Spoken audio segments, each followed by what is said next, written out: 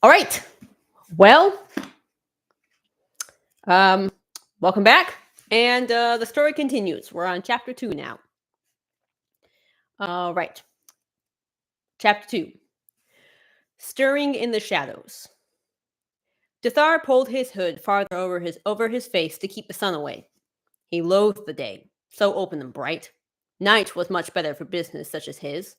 If only he could find a way to prolong the darker hours. Though, of course, there was no such way. Dethar was a stranger to these parts. Indeed, even in the far south, where his cool complexion, blue eyes, and sandy hair would be unremarkable, Dethar was an outsider. In his mid-20s, he had seen more than any older man. He was tall, agile, and dressed from head to toe in black, a small reminder to himself of who he was and a hint to others that he didn't like to be bothered. Across his back was slung a long bow and a quiver, and at his side was a powerful two-handed sword. Dethar stood on the peak of the southernmost hill, his dusty boots rooted to the south road, the only civilized route out of the valley in which these reclusive peasants had chosen to live. Dethar hated these small settlements, so secluded from the rest of the world that they had no one to see but their neighbors, nothing to talk about but their friends. It was almost impossible for someone to visit and not be noticed by every person in the community. This visit will be short, Dethar told himself as he hiked down the hill into the valley. He'd never been to this town, and if circumstances hadn't required his coming, he would have passed it by. Despite the glowing sun, the afternoon air was chilly, reminding Dethar why he despised the area. The springs in this region were no different from early winter days. Always cold, typically rainy, sometimes a break of sun. The summers were not much different, the warm days lasting only a few weeks before rain bombarded the land again.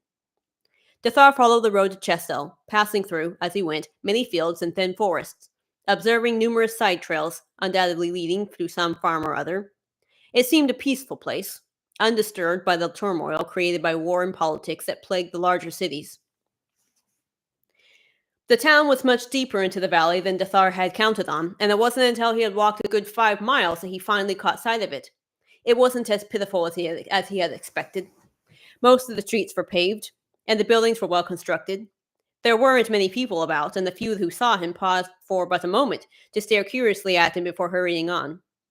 Looking for an inn, Dethar made his way to the center of the town, where such places were usually built in smaller towns like this. And indeed, he was not disappointed. The old wood was built on the southern side of the square, unnaturally large for a town of Chestel's size, and oddly shaped as well, more like an oversized farmhouse than an inn. It had a large wraparound porch lined with rocking chairs, stools, and benches, glass windows that looked in need of washing, and a thick door with heavy iron hinges. The yard was well kept, with cut grass and a painted fence. Dethar regarded the entire thing with a skeptic's eye, then passed through the gate and into the inn. The front door brought him directly into the main dining room, presently devoid of people. Rows of tables filled the room, each furnished with a candle for nighttime use. A counter stood on the east side of the room, behind which were shelves laden with mugs, bottles, plates, and bowls. A door, presumably leading to the kitchen, was to the counter's left. Voices emanated from within. "Ho!" Dethar cried, stepping near the counter. "Who runs this place?" There was a pause in the chatter, and then an older woman appeared, her graying hair pinned up in a bun, her apron damp with dishwater. "Can I help you?" "I wish to rent a room." "Oh, of course." The woman smiled, stepping up behind the counter and producing a large book from underneath. A girl had joined her from the kitchen. Her daughter, Dethar guessed. She could be no more than 16 and was blushing terribly, a trait Dethar found all too common in unmarried girls. "How long will you be staying?" the woman asked. "Only one night," Dethar replied. The girl's disappointment was evident at this declaration, for she immediately turned away to fiddle with something on the shelves behind her. "It will cost you 5 aries," the woman informed him. Dethar handed her the money. Taking the currency and marking something off in her book, the woman smiled and announced, "Room 5 is all yours. What brings you to Chestel, sir?" "Confidential reasons, nothing I find reason to share," came the curt reply. "I would like a key." Startled, the woman took a moment to react. Oh, of course," she stammered. "Leon girl, fetch this gentleman a key to room 5. As the girl scurried off, Dethar looked at her mother incredulously. "You mean you don't keep them nearby? What sort of inconvenience is that?" Most folk don't request them, the woman replied stiffly. They recognize how utterly harmless Chestel is. Dethar didn't try to argue. When the girl returned, she kept her eyes mostly on the floor, lifting them only for a fleeting moment to look at him as she handed her mother the key. Here is your key, sir. Enjoy your stay. The woman's tone was crisp.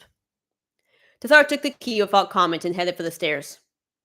It'll be to your right, 3 doors down. The cry came from a young voice, obviously the girl. Once Dethar had deposited his pack in his room, he locked the door and returned downstairs. The women were still at the counter, whispering. Where can I find a blacksmith? He asked.